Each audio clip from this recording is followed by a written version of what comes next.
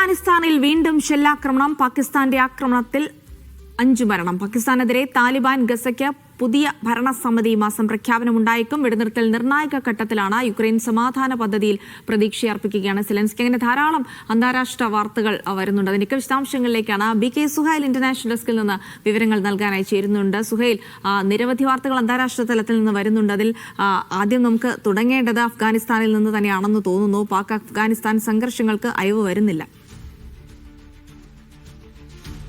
തീർച്ചയായും പാകിസ്ഥാനും അഫ്ഗാനിസ്ഥാനും തമ്മിലുള്ള വലിയ സംഘർഷങ്ങൾ അത് കൂടുതൽ പുതിയ തലങ്ങളിലേക്ക് മാറുകയാണ്. കഴിഞ്ഞ ദിവസം അതിർത്തിയിൽ പാകിസ്ഥാൻ താലിബാൻ അതിർത്തിയിൽ അഫ്ഗാനിസ്ഥാൻ അതിർത്തിയിൽ നടത്തിയ ആക്രമണത്തിൽ 5 പേർ കൊല്ലപ്പെട്ടതായി താലിബാന്റെ വക്താവ് സബീഹുല്ല മുജാഹിദ് വ്യക്തമാക്കുന്നു.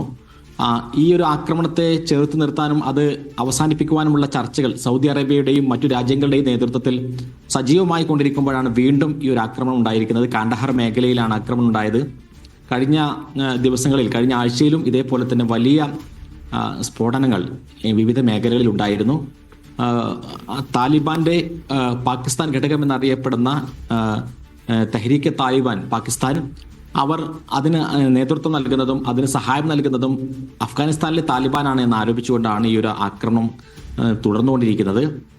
ഇത് അവസാനിപ്പിക്കണം എന്ന് ലോകരാജ്യങ്ങൾ ആവശ്യപ്പെട്ടുകൊണ്ടിരിക്കുകയാണ്. അതിനിടയിൽ വീണ്ടും ഇങ്ങനെ സംഘർഷങ്ങൾ ഉണ്ടാകുന്നത്, ഇന്ത്യയുടെ ഒരു അതിർത്തി പ്രദേശത്ത് ഇത്തരമൊരു സംഘർഷങ്ങൾ ഉണ്ടാകുന്നു എന്നുള്ളതാണ് ഏറ്റവും പ്രധാനം.